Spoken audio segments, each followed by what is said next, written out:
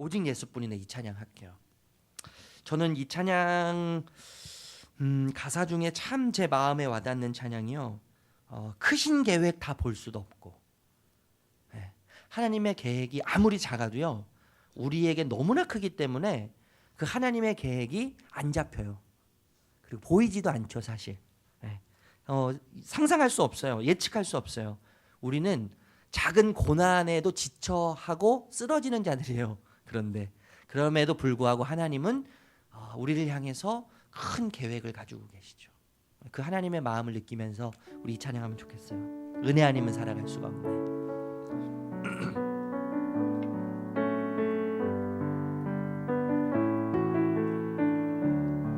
은혜 아니면 살아갈 수가 없네. 은혜 아니면 살아갈 수가 없네.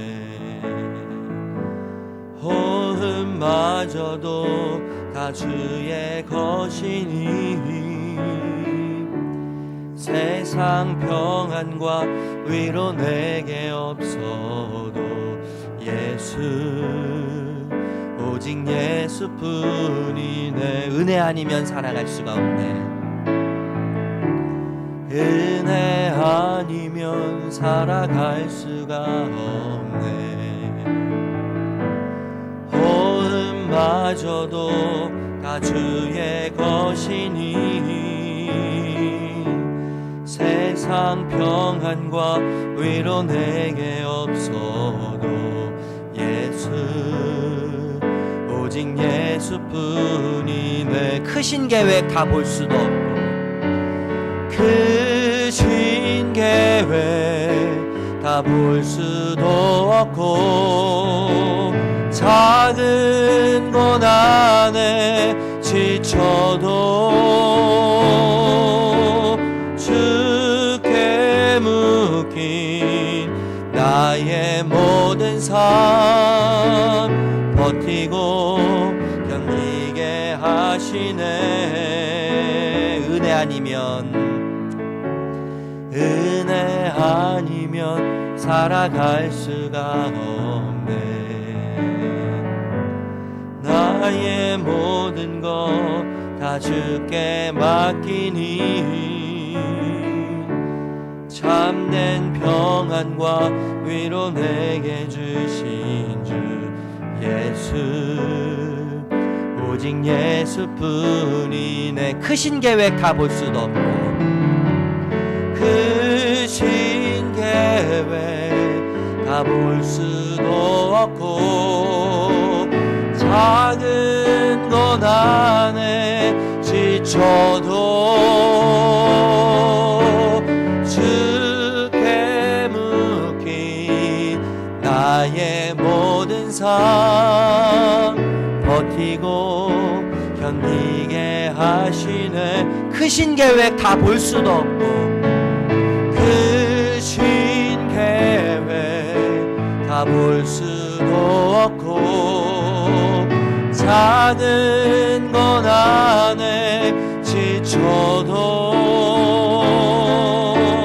주께 묶인 나의 모든 삶 버티고 견디게 하시네.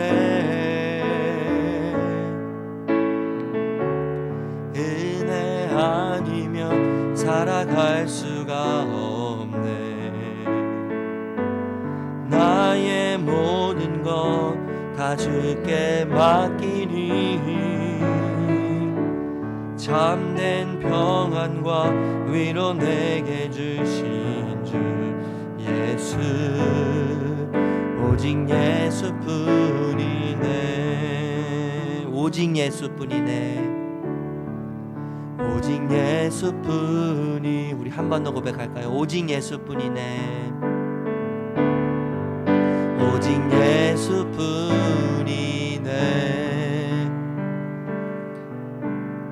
아멘. 우리 주님께 우리의 사랑의 마음을 담아서 박수로 찬양하겠습니다.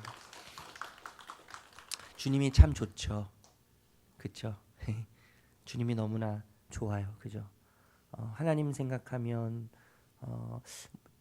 여러분들은 어떠신지 모르겠는데요. 저는 하나님 생각하면 막 부자가 되는 것 같아요. 음, 너무 좋고요. 너무 행복하고 그 꿈틀꿈틀거려요. 제 속에서요. 주님 사랑을 생각하면 이 시간 우리가 말씀을 통해서 그 주님 사랑 안으로 더 깊이 들어갈 수 있는 은혜가 있기를 주님의 이름으로 축복합니다. 고린도 후서 1장을 여러분 펴시겠어요? 고린도 후서 1장.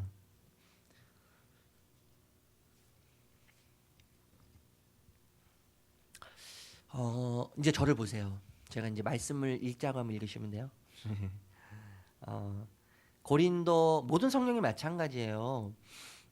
성경을 잘 이해하려면요, 그 배경을 알아야 되거든요. 이제 교회 이제 서신서들은 바울이 쓴 편지, 서신서들을 잘 이해하기 위해서는 그 교회가 지금 어떤 상황에 놓여져 있는지를 제대로 이해하면 서신서를 잘 이해할 수 있는 거죠. 그러니까 고린도 후서, 고린도 전서 마찬가지죠.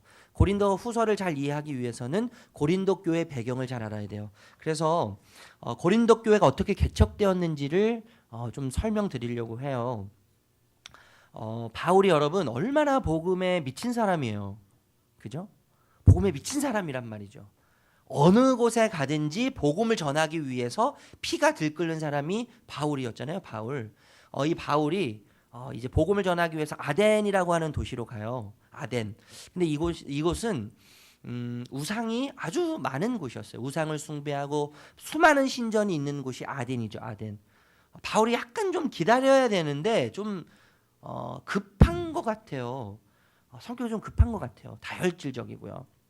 좀 기다려야 되는 상황, 이제 정탐을 하고 복음을 전하기 위해서 준비를 해야 되는 상황에 바울이 시내 구경을 나갔어요.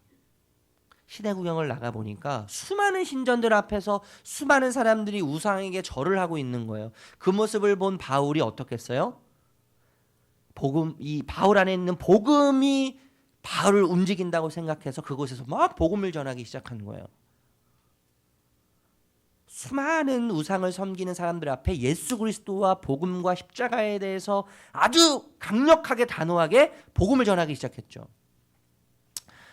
그러면서 다툼이 일어나기 시작했어요. 다툼.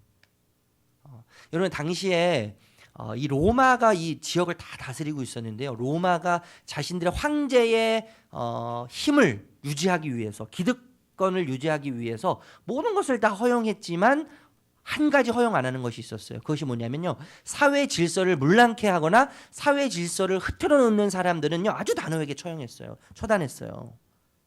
바울이 복음을 전하기 위해서 아덴에서 수많은 사람들에게 예수 그리스도를 전할 때 다툼이 일어나고 여러 가지 문제가 일어날 때 바울을 어떻게 했겠어요? 그래서요 이제 쫓은 거죠.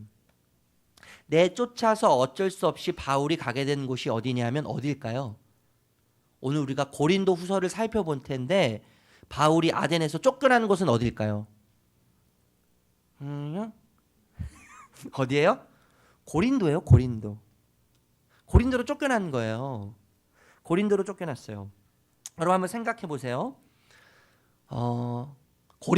아덴에 있을 때는요, 거기에는 후원자도 있었고요, 동력자도 있었고요, 자신을 도와줄 사람들이 있었어요. 그런데 이제 아덴에서 고린도로 쫓겨나니까 완전히 새로운 낯선 도시 아닙니까? 자신을 도와주거나 자신을 후원할 사람이 아무도 없는 거예요.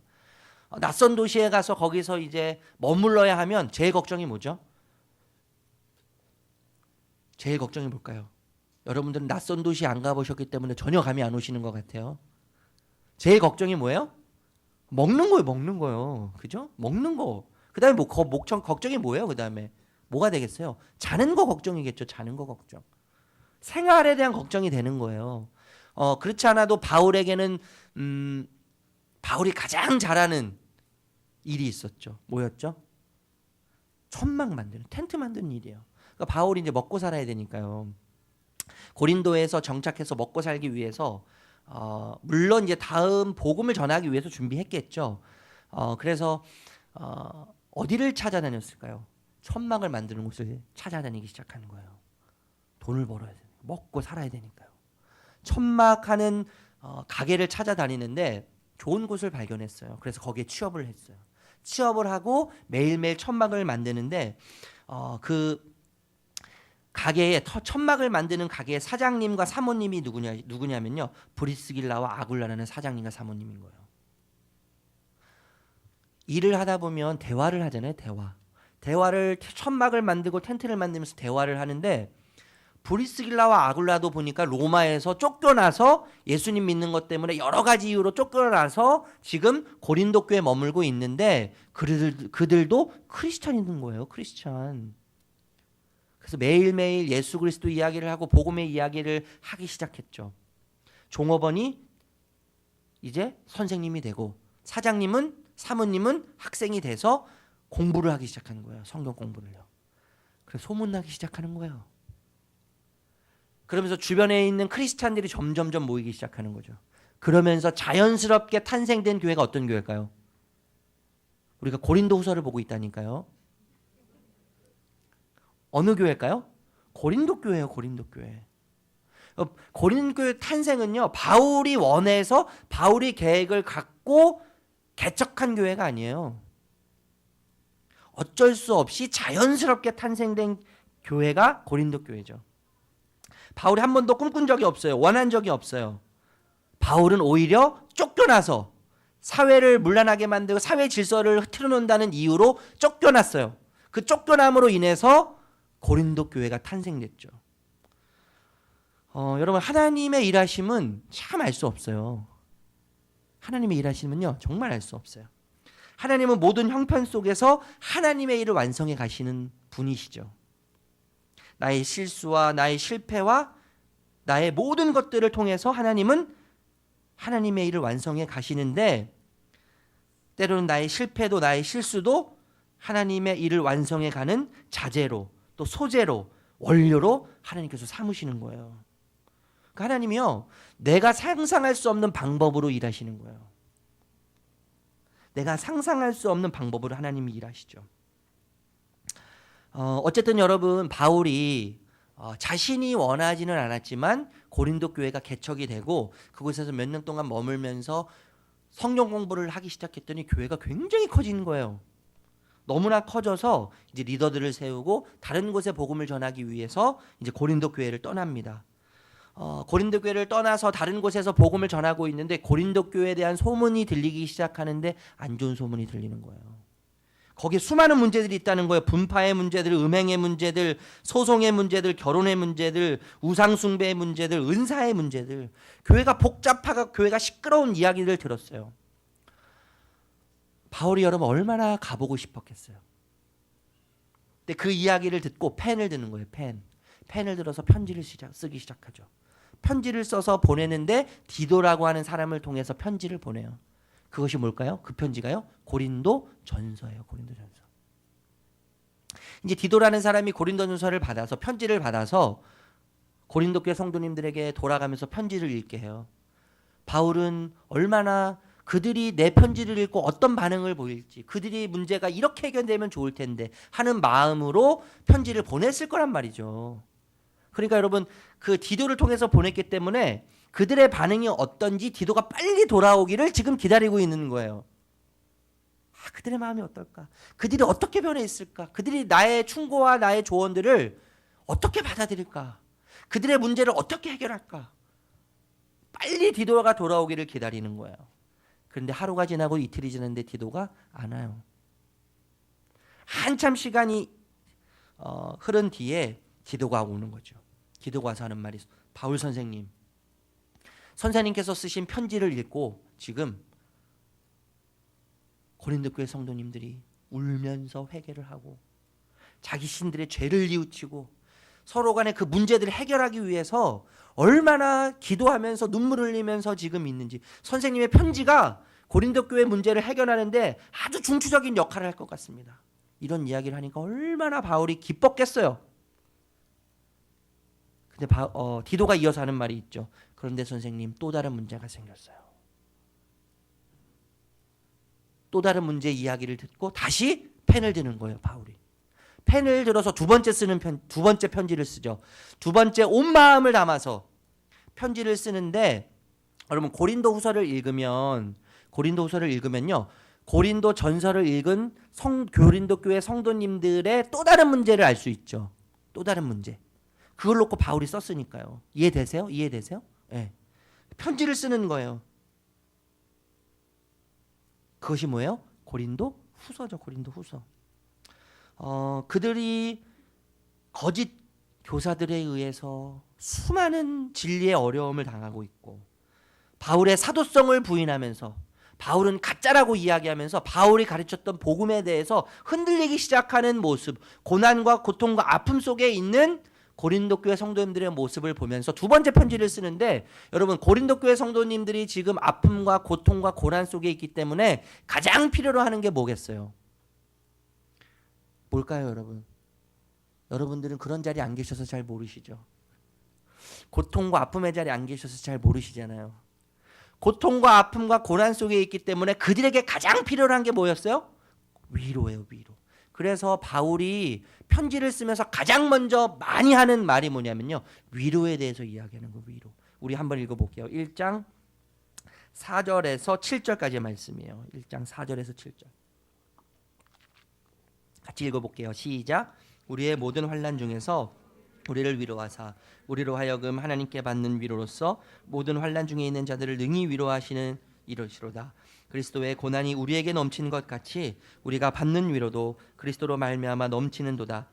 우리가 환난 당하는 것과 너희가 위로와 구원을 받게 하려는 것이요 우리가 위로받는 것도 너희를 위로받게 하려는 것이니 이 위로가 너희 속에 역사하여 우리가 받은 것 같은 고난을 너희도 견디게 하느니라. 너희를 위한 우리의 소망이 견고함은 너희가 고난에 참여하는 자가 된 것 같이 위로에도 그러할 줄 알미라. 계속 위로를 이야기하는 거예요. 그들이 위로가 필요하기 때문에요. 여러분 우리가 고난이라고 할 때는요. 내 힘으로 해결되는 것을 고난이라고 이야기하지 않아요. 내 힘으로 해결될 수 없는 그것을 고난이라고 이야기하죠. 그죠? 이런 말이 있어요. 고난이 크면 클수록 위로가 뭐요? 크다. 여러분 위로가 크다고요. 고난을 환영하는 사람이 있습니까? 아무도 없죠. 위로가 아무리 커도요. 고난이 안 왔으면 해요. 고난을 환영할 사람은 아무도 없어요. 위로란 뭘까요? 위로. 바울이 말하는 위로. 여러분 위로란 고난과 고통 속에서 벗어나는 것 자체가 위로가 아니에요. 여러분 고난은요 너무나 필요한 것 같아요. 제 자신을 봐도요 고난이 너무나 필요한 것 같아요. 때로는 고난이 우리에게 정말 유익이에요. 위로는 고난과 고통에서 벗어나는 것, 이 자체가 결코 위로가 아닙니다, 여러분. 위로란 뭐냐면 고난과 고통에서 버티고 견딜 수 있는 힘을 주는 게 위로죠. 그게 위로예요. 지금 바울이 고린도 교회 성도님들을 향해서 위로하고 있는데 바울이 말하는 위로는 너희가 당하는 고난이 빨리 지나가기를 기도하지 않아요. 그 고난에서 빨리 벗어나기를, 그 고난이 사라지기를 위해서 하나님께 기도하지 않아요. 바울의 위로는 고난과 고통 속에서 버티고 견딜 수 있는 힘에 대해서 이야기하는 거예요. 여러분 우리가 언제 위로받죠? 언제 위로받으세요? 언제 여러분 버틸 힘이 생기세요? 누군가 나를 공감해 줄 때요. 누군가 나를 공감해 줄 때 위로를 받아요. 너 참 힘들었지. 너 참 고생했다. 내가 다 알아. 나도 좀 경험해 봤는데 내가 네 마음 다 알아. 너 정말 힘들었겠다. 너 정말 잘했다. 옆에 분하고 한번 이렇게 이야기해 보실래요? 참 고생 많았어. 이렇게 한번 해보세요. 영혼을 담아서 한번 해보세요. 영혼을 담아서. 영혼이 너무 안 느껴져요. 다시 한번 인사해 보세요. 내가 다 알아. 영혼을 담아서 이야기해 보세요. 내가 다. 오늘 분위기가 왜 이러죠? 오늘 뭐 서로 무슨 문제 있으세요 오늘? 다시 한번 해보세요. 내가 다 알아. 네. 그래도 어색하네요. 여러분 위로는 공감할 때 받는 게 위로예요. 누가 나를 알아줄 때, 내 마음을 공감해 줄 때 위로받아요. 여러분 또 언제 위로받는 줄 아세요? 또 언제 위로받으세요? 고난과 고통 속에서 위로받을 때가 언제죠? 버틸 힘이 생길 때가 언제예요? 버틸 힘. 내가 이 고난 속에서 이를 악물고 버텨야 되겠다고 하는, 인내해야 되겠다고 하는 힘이 생길 때, 그때는 언제냐면요, 나에게 오는 고통과 고난의 의미를 알 때요. 하나님이 왜 나에게 이런 고통을 주셨는지, 하나님이 나에게 왜 이런 고난을 주시는지를 이해할 때 힘이 생겨요. 힘이.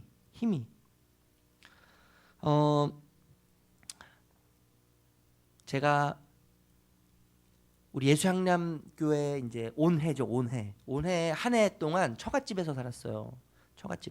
처가살이를 제가 했는데, 밥을 저희 아내와 앉아서 먹고 있는데 갑자기 제가 부동자세가 됐어요. 밥을 먹다가. 부동자세가 된 이유는 뭐냐면요, 하나님께서 제 모습을 보여주시는 거예요. 저는 뭐 신비주의자는 아니에요. 여러분 오해하지 마세요. 저는 경건한 아주 개혁주의 신앙을 갖고 있는 사람이에요.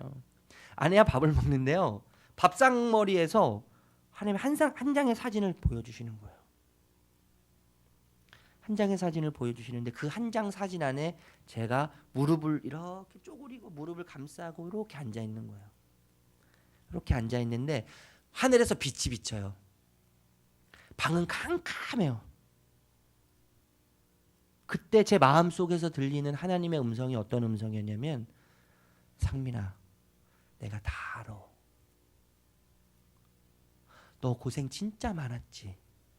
너 힘들었지. 내가 다 알아.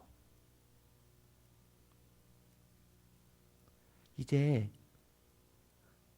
저 하늘에서 빛이 비치는 것처럼 네 삶에 빛이 비칠 거야. 내가 다 알아. 너 얼마나 힘들었는지, 너가 얼마나 괴로웠는지 내가 다 안다. 그 음성이 귀로는 안 들리더라고요. 귀로는 안 들리고 마음으로 들리는 거예요. 그 하나님의 음성, 위로하는 음성이요. 그 하나님의 위로하는 음성이 들리니까요, 밥을 먹다가 부동자세가 됐어요. 제가 밥을 먹는데 제 옆에는 장모님과 장인어른이 앉아 계세요. 제 아내는 눈물을 뚝뚝 흘리고 있는 저를 보면서 저를 보고 부모님을 보고 저를 보고 부모님을 보고, 제가 얼른 방으로 들어갔어요.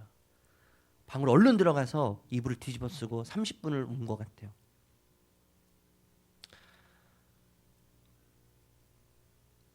여러분, 위로는 정말 공감할 때 위로가 되고요, 뿐만 아니라 고통과 고난의 이유를 알 때 위로가 되는 거예요. 그리고 그 속에서 버틸 힘이 생겨요. 버틸 힘이. 여러분, 바울이 말하는 고난의 이유와 목적이 두 가지가 있습니다. 4절 말씀 읽어볼까요? 4절 말씀. 고린도후서 1장 4절 말씀. 고린도후서 1장 4절 말씀 읽어볼게요. 시작.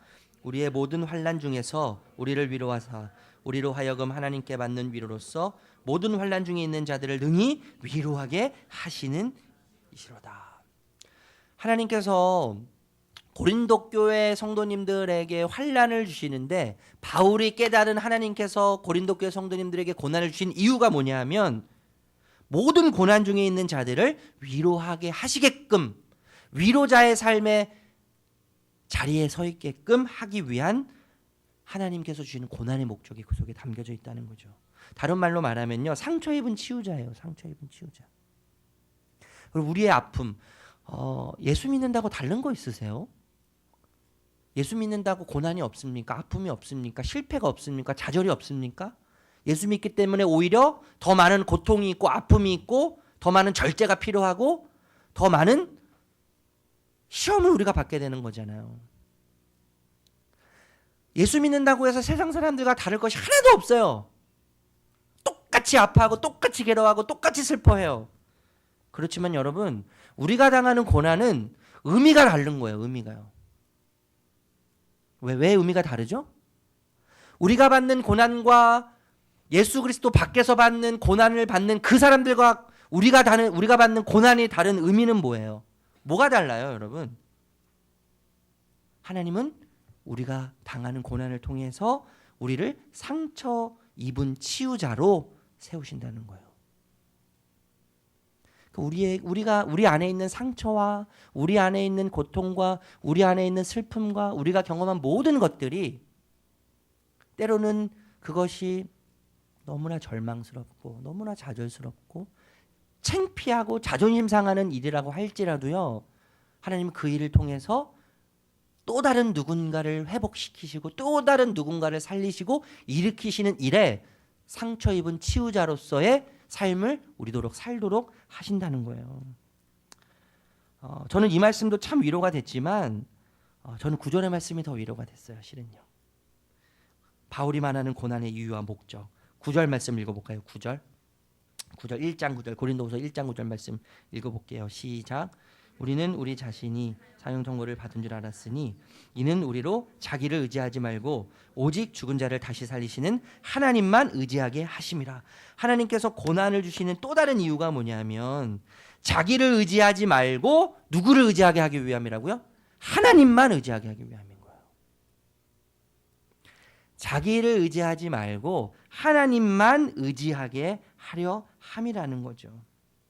여러분, 우리가 의지하는 또 하나님께서 고난을 통해서 하나님만 의지하도록 만드시는 그 하나님은 어떤 분이시죠?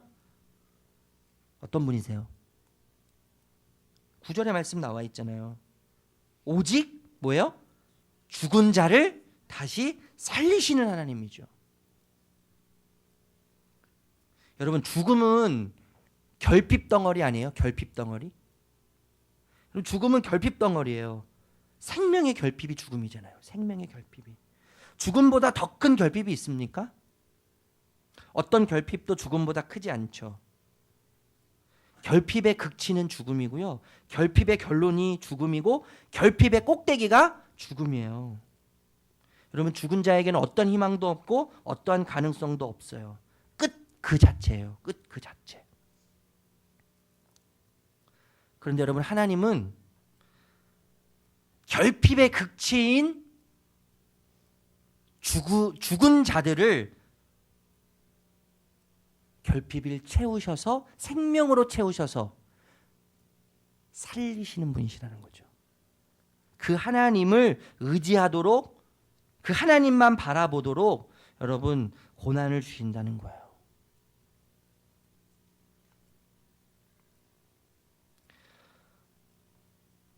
우리는 여러분 고난이 오면 자기 자신을 의지하기 위해서 몸부림치는 자들 아니에요? 하나님을 찾기보다는, 하나님을 의지하기보다는 내가 할 수 있는 수단과 방법들을 찾아서 헤매죠. 자기에 대해서 여러분 얼마나 명확하게 이야기하고 있는지요. 사형 선고를 받은 것 같은 이라고 표현해요, 바울이요. 내 자아가 여러분 사형 선고를 받은 것 같은 자예요. 내 자아는, 내 자아의 실제는 살 소망이 끊어진 것 같은 자예요. 8절 말씀 읽어볼까요? 8절 말씀. 8절 읽어볼게요. 시작. 형제들아,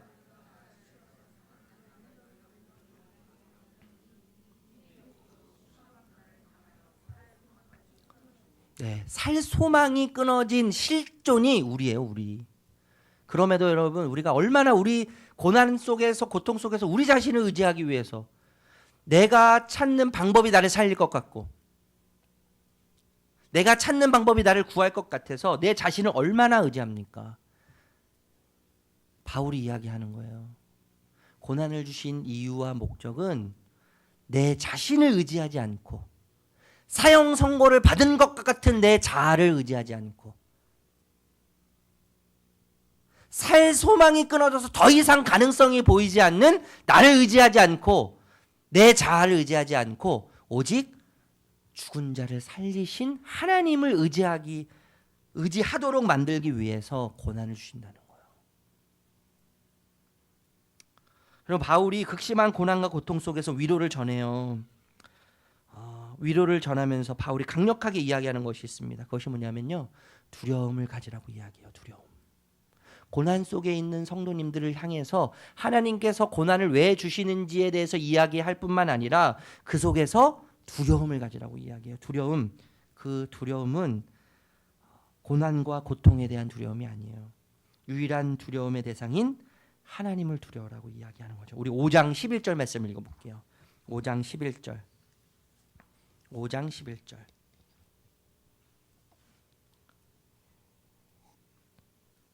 5장 11절 말씀 읽어볼게요. 찾으셨어요? 5장 11절. 5장 11절 읽어보겠습니다. 시작. 우리는 주의 두려우심을 알므로 사람들을 권면하거니와 우리가 하나님 앞에 알려졌으니 또 너희의 양심에도 알려지기를 바라노라. 여러분, 바울이 말하는 두려움은 공포의 차원이 아니라는 것을 너무나 잘 알겠죠. 바울이 말하는 두려움은 5장 10절에서 비롯돼요. 5장 10절. 우리 5장 10절 여러분 찾아서 다시 한번 읽어보세요. 5장 10절. 5장 10절 읽어볼게요. 시작.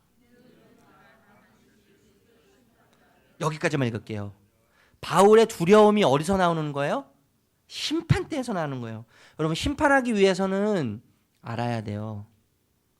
아무것도 모르면 심판할 수가 없죠. 알아야 심판을 할 수가 있는 거예요. 모든 것을 아시는 하나님, 심판하시는 하나님은 결국에 모든 것을 아시는 하나님이시죠. 모든 것을 하나님이 아시기 때문에 모든 것을 아는 하나님에 대해서 위험, 그 존엄, 그것에 대한 경외하는 마음, 사랑하는 마음에서 비롯된 두려움이죠. 이것이 두려움이에요, 여러분. 그러니까 여러분, 공포와는 차원이 정말 다른 거죠. 두려움은 경외와 사랑을 동반한 두려움이에요. 우리 한국 교회의 대부분의 문제는 누구 때문입니까? 저를 뚫어지라 쳐다보시는데 눈빛으로 말씀하시는 거죠. 한국 교회 대부분의 문제는 목사들이죠. 목사들. 왜요?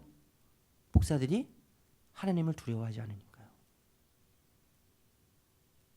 하나님을 두려워하지 않아요. 모든 것을 아시는 하나님, 모든 것을 아시기 때문에 나를 심판하실 하나님에 대해서 망각하는 거 아니겠습니까? 망각? 여러분, 두려움이 결여되면요, 하나님이 목적에서 수단이 되고 말아요. 하나님에 대한 두려움이 사라지면 하나님을 목적으로 삼지 않고 하나님 그분을 사랑하지 않고요, 하나님이 하시는 그 어떤 일을 사랑하게 되는 거예요. 그러니까 하나님이 목적이 아니에요. 하나님이 수단이 되는 거예요. 하나님이 방법이 되는 것이죠. 그래서 나의 만족과 나의 인기와 나의 영광과 나의 배부름을 위해서 하나님을 이용해요. 우리는 이것을 뭐라고 말하죠? 상업적 신앙이라고 이야기하나. 상업적 신앙. 계산적인 신앙이죠. 목적을 이루기 위해서, 내 계획을 이루기 위해서 하나님을 이용하는 거예요. 여러분, 우리가 내가 할 수 있을 땐 하나님을 안 찾아요. 그런데 내가 할 수 없을 것 같을 때 하나님을 찾아요. 왜 그런지 아세요? 내가 할 수 있을 것 같은 때는 하나님을 안 찾아요. 그렇지만 내가 할 수 없을 것 같을 때는 하나님을 그렇게 부르짖죠. 내가 할 수 있을 것 같을 때는 하나님이 필요 없어요. 하나님 이용하는 거 아닙니까? 왜 그렇죠? 하나님을 두려워하지 않기 때문이죠. 여러분, 하나님을 두려워하는 자들은 어떤 것도 두려워하지 않죠. 왜요?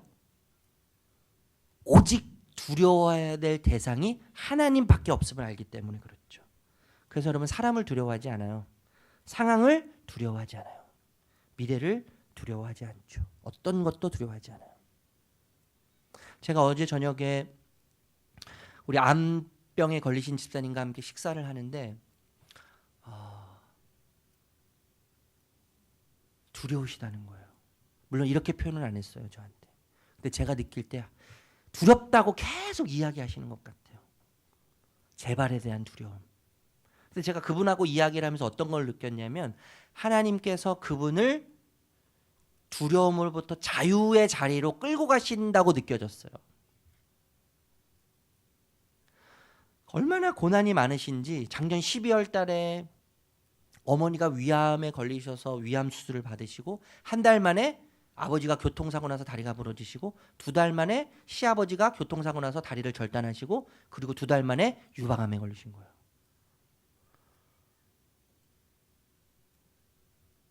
두려움으로 가득 차 있어요. 두려움으로.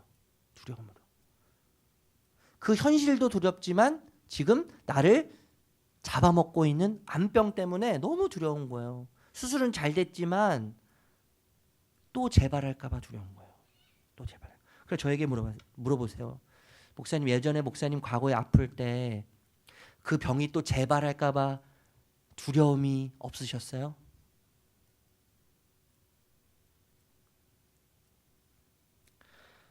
여러분, 하나님을 두려워하는 자들은요, 그 어떤 것도 두렵지 않을 수 있어요. 하나님보다 큰 것이 없다는 것을 알기 때문에. 여러분, 이 세상에 어떤 게 하나님보다 큽니까?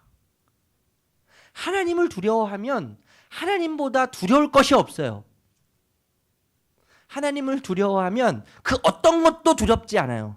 왜요? 하나님이 가장 큰 분이시기 때문에 그런 거죠.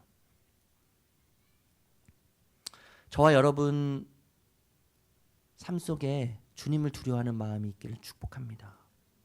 주님을 두려워하는 마음. 여러분, 바울은요, 너무나 잘 알고 있었어요. 고린도 교회 내부에 거짓 진리를 가르치는 분들이 가득하여 있다는 것을 너무나 잘 알았어요. 자신의 사도권을 반대하고 부정하는 무리들. 그렇지만 그들을 두려워하지 않아요. 그들의 눈치를 보지 않아요. 그들의 이야기에 대해서 신경 쓰지 않아요. 오직 하나님을 두려워해요. 하나님을 두려워함으로 열정을 다해요. 열정. 11장 2절 말씀 읽어볼게요. 11장 2절. 11장 2절.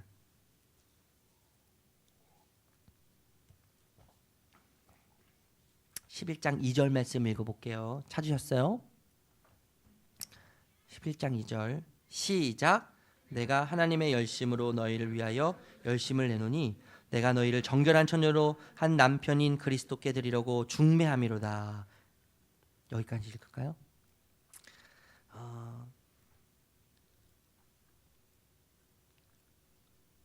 고린도 교회 내부에서 거짓 진리를 가르쳤던 사람들이 얼마나 열정적으로 가르쳤는지요, 여러분.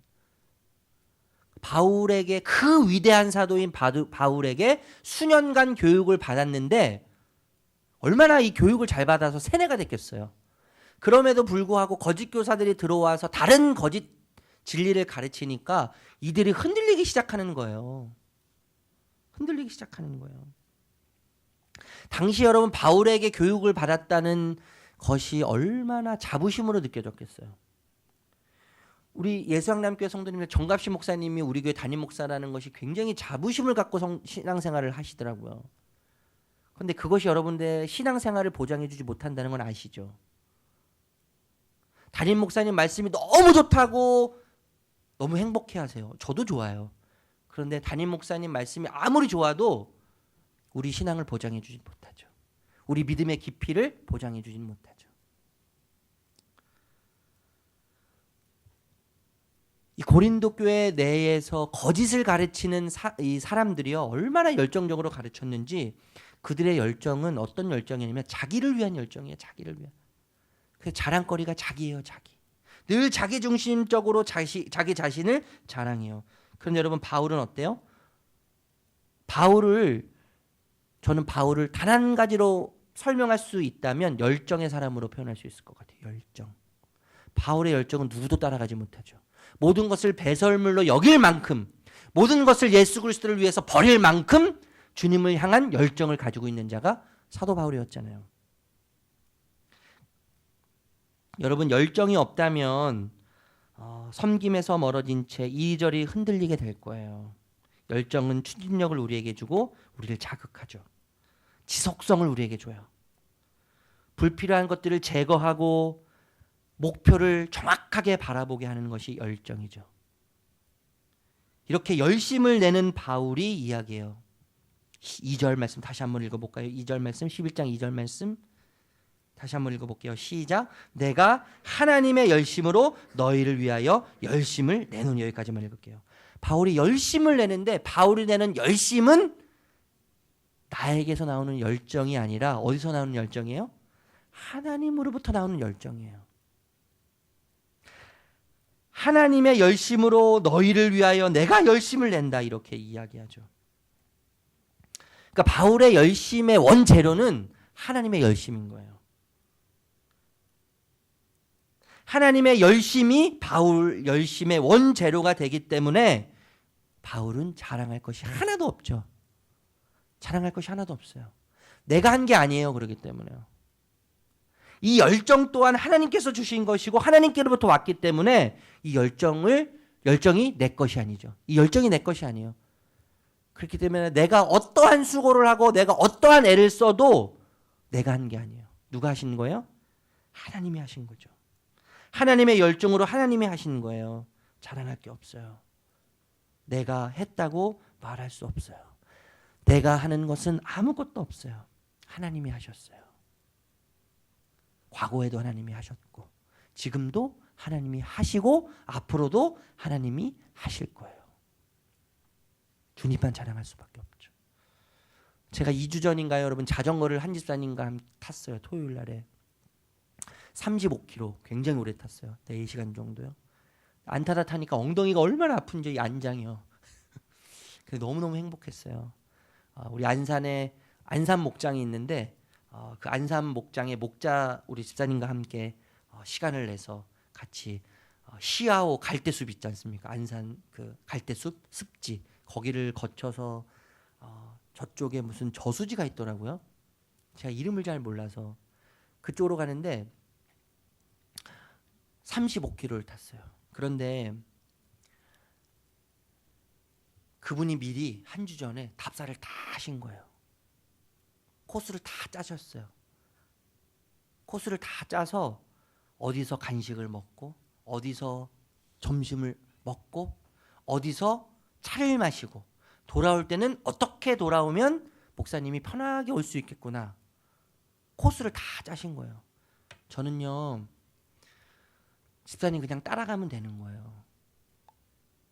어디에서 뭘 먹을지 점심을 언제 어디서 먹고 간식을 어떻게 먹고 간식을 뭘 먹고 어느 코스로 가서 어떻게 돌아올지 걱정한 적이 없어요. 자전거 타는 내내 아무 생각 없이 즐기기만 하면 됐어요. 즐기기만. 그럼 집사님이 하는 대로 말하는 대로 목사님 여기 우리 앉아서 쉬었다가요. 가방을 하나 또 들고 오셨어요. 거기에다 감도 넣으시고 물도 넣으시고 사과도 넣으시고 수건도 넣으시고 다 준비해 놓으신 거예요. 따라가기만 하면 저는 굴리기만 하면 되는 거예요. 굴리기만. 다 자전거를 타고 나서 제가 집사님께 마지막 말씀드렸어요. 집사님 너무 행복했어요. 집사님이 다 하셨어요. 저는 한 게 아무것도 없습니다. 집사님이 다 하셨어요. 집사님이 다 하셨어요. 집사님이 다 하신 거죠 진짜. 저는 뭐만 했어요? 페달만 밟은 거예요. 페달만요. 어디에 가고 어디에서 쉬고 어디에서 먹고 어디에서 마시고 어디에서 차를 마시고 다 하신 거죠. 다 하신 거예요. 여러분 우리가 내는 열정도 하나님으로부터 온 거죠. 우리가 하는 모든 것은 하나님께로부터 온 거예요. 자랑할 것이 없어요. 주님이 다 하시는 거예요. 주님이 다 하시는 거예요. 우리 삶 속에 이런 고백이 가득하면 좋겠어요. 주님이 다 하셨습니다. 주님이 다 하셨습니다. 바울이 목숨을 걸고 복음을 전하면서 모든 것을 배설물로 여기며서까지 복음을 전하면서 하나님이 다 하셨다고 이야기해요. 자신이 가지고 있는 열정 또한 하나님이 주셨다고. 하나님의 열정으로 내가 그 열정을 품고 나의 열정의 원재료가 하나님이시라고 고백하면서 하나님이 다 하셨다고 하나님께 모든 것을 맡기고 주님께 영광 돌리는 이 아름다움. 이 아름다움의 은혜가 저와 여러분들에게 넘치시기를 주님의 이름으로 축복합니다. 우리 찬양하고요. 말씀 가지고 함께 기도하도록 할게요. 슬픈 마음 있는 자 우리 찬양할까요?